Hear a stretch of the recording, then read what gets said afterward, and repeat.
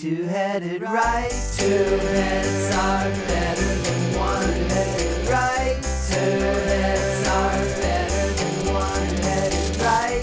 Two heads are better than one headed right. Two heads are better than one. Hi there. Hi. Welcome to our show. This is the Two-Headed Rider. We are coming to you from Stillwater, Oklahoma, where Evelyn now lives during the pandemic. He's stealing all my lines. You're gonna do mine. Go on. We didn't introduce ourselves. I'm Monty, I'm Evelyn. and we are the Two-Headed Rider.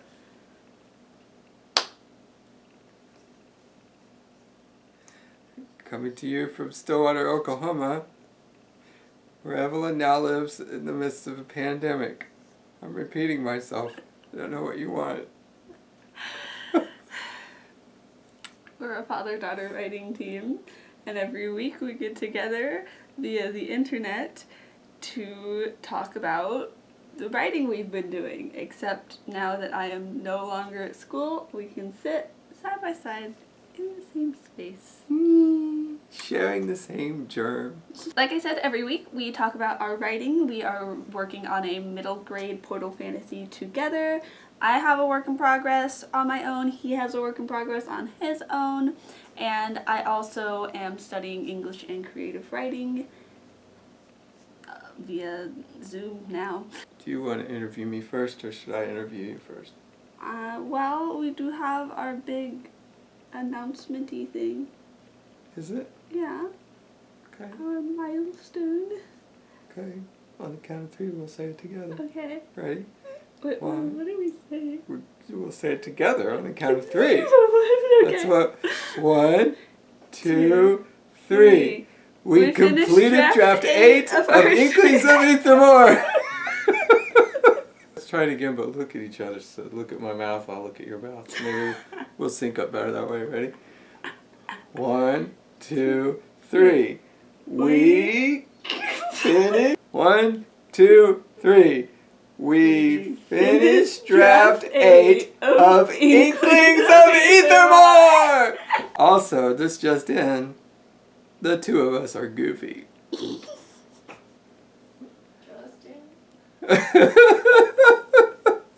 Alright, so you did the last heavy lifting part of that, so do you want to tell them? Well, the final chapter, last time we talked about endings, because I was struggling with the last couple of chapters.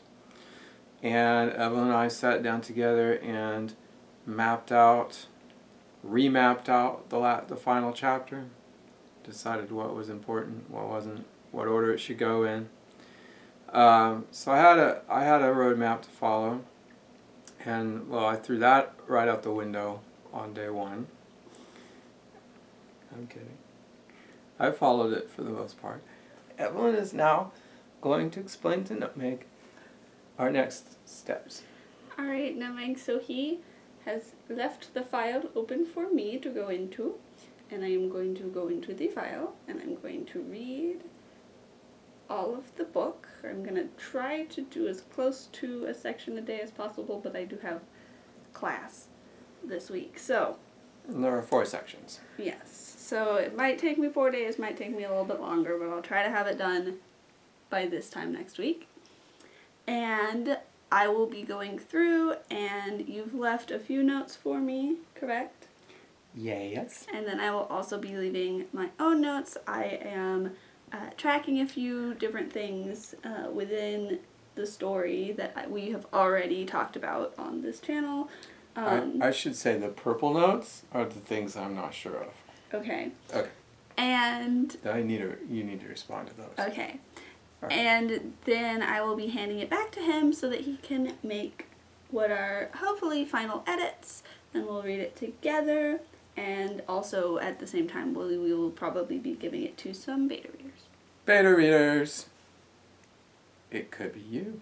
Things that I am tracking include more big picture things like pacing, because we did change some of the order of things around, and I have not read the entire book just straight through since we did that. I'm also looking for places to include this coin that is emotionally significant that got included in the first half of the book but kind of stopped showing up in the second half. And lastly, and probably most importantly, I'm supposed to be looking out to track Macy's understanding of the concept of the human-inkling connection.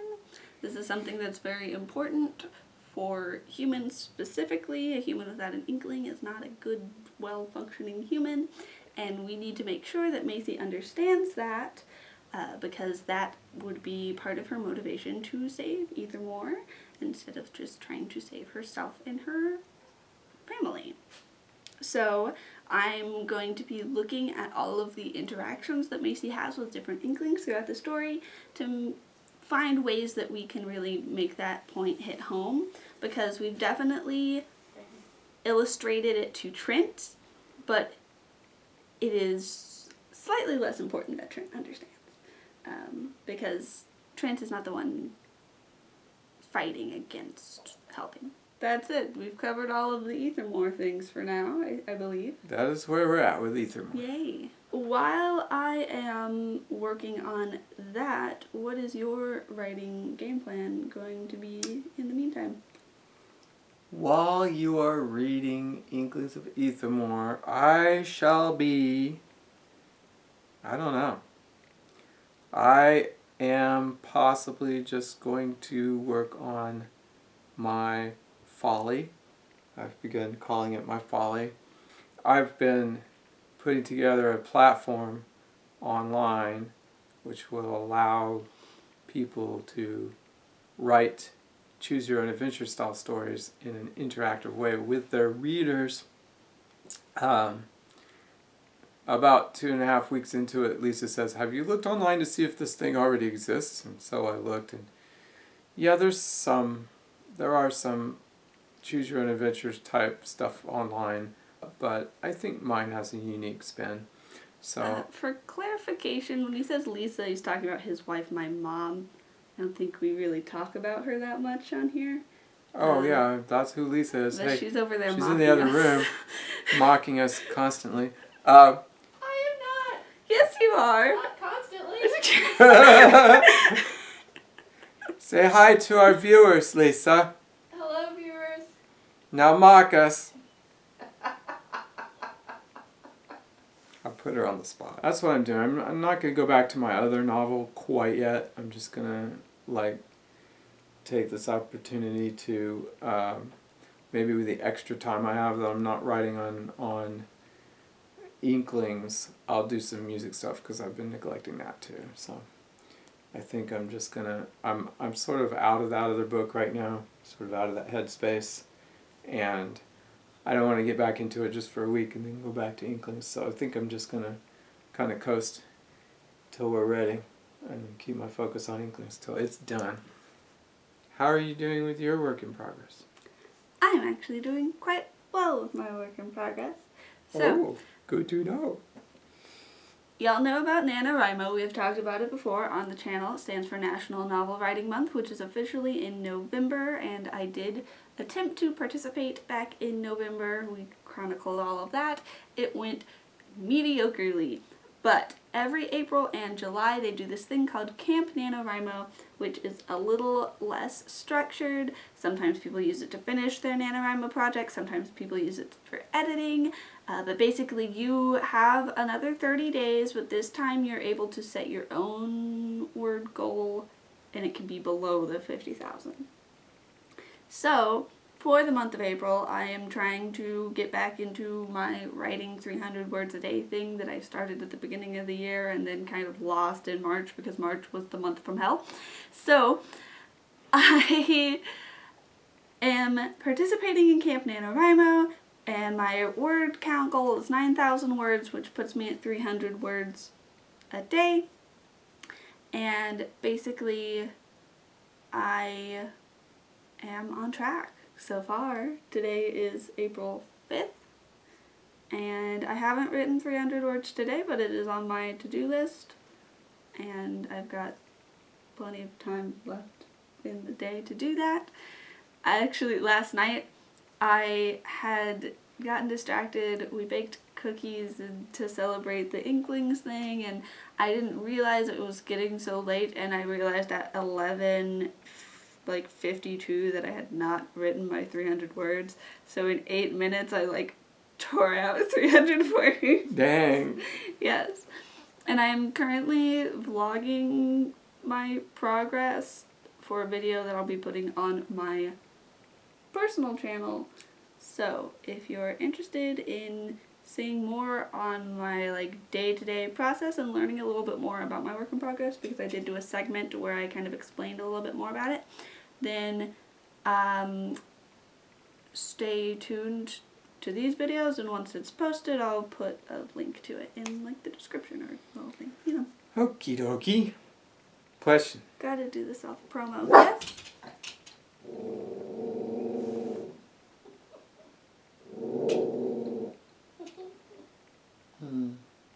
Alright, so, hello. When you're writing your 300 words per day, I'm going to give you multiple choice. Okay. Alright, how do you feel at the end of 300 words? A, oh good, I got it done, I can quit now. B, I'm going to keep going because I am energized. C, none of the above. D, all of the above except for C, which would be logically inconsistent. E, I don't know. I'm going to take E and then use that to explain how I feel. So, I'm actually ahead of my schedule right now because I have been, on average, writing more than 300 words a day. I actually haven't had a chance to get in and reread all of the things that I had previously written, because this week that I started was also my first week of online class. And so I've been trying to adjust to that, and therefore I've only given myself 10 or 15 minutes a day to do this 300 word thing, right?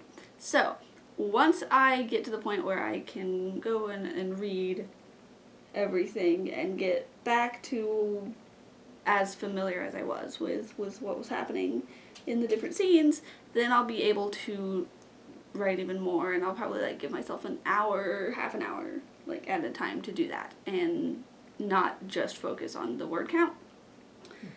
But right now I've actually been not really writing in any scene. I'm actually just writing from the character's point of view on a topic, and writing a couple paragraphs about each topic, and they're all thoughts that I'm going to need to have her have in the different scenes.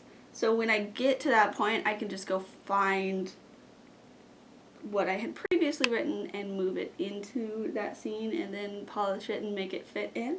Mm-hmm.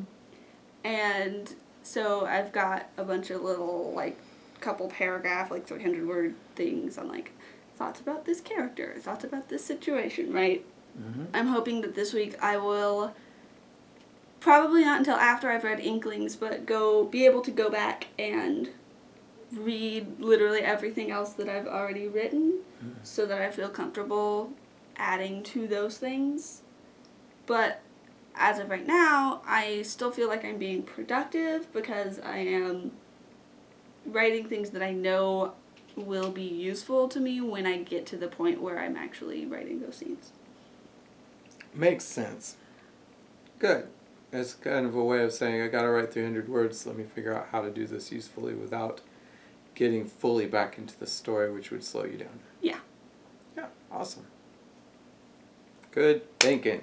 Since you got your second copy of the Shakespeare book, and it's the size of a cinder block, and it contains everything Shakespeare ever wrote, I thought I'd ask this question. And since you're in a Shakespeare class right now, give us one writing lesson from Shakespeare. Go.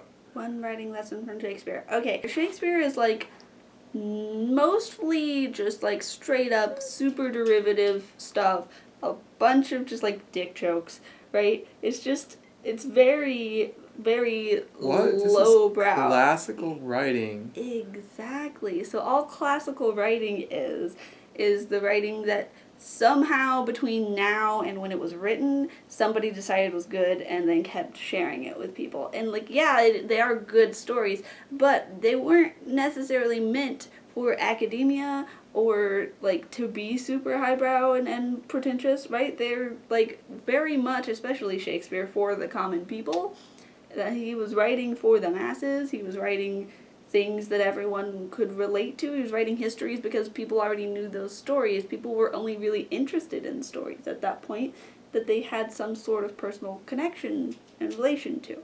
Don't worry if your work is derivative, you will find an audience for it. Like, tropes are tropes for a reason. People like tropes. You should always challenge yourself. Like, if you can find a way where you think it's original enough that people will like it and enjoy it, then go for it. Don't be afraid by that. You're just writing like Shakespeare wrote. You know, a lot of these things like weren't super popular at the time when the writer was alive. I mean, like Emily Dickinson, she's one of the most popular poets of all time. She only published like 10 poems when she was alive. The rest of her poems were published posthumously. So, like... So don't worry, you can enjoy the fruits of your labor after you're dead. Well, yeah, but I mean, okay, so everyone writes stories. You're not just writing stories so that you can feel good about having published a book.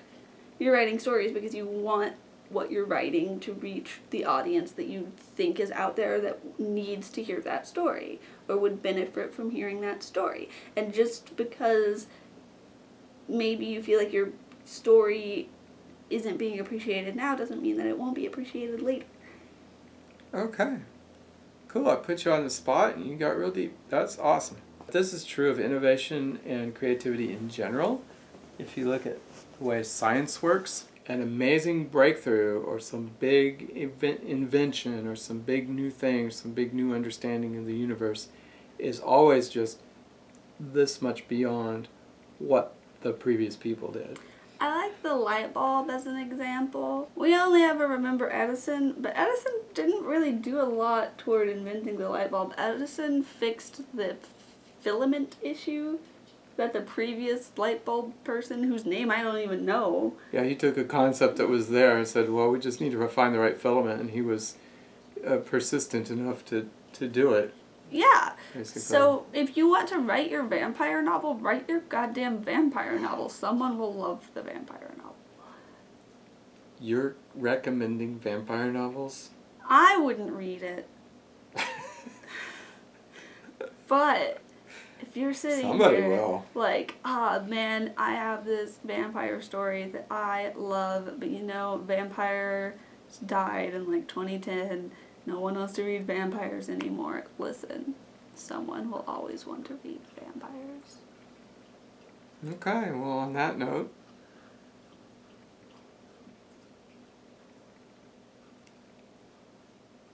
I want to end the podcast. This is actually our 30th episode. What? The 30th episode? Yeah. Wow. Dang. Yeah. Good job. I feel like I don't do anything. I just sit here and ramble a little bit and goof around, and then she does all the work.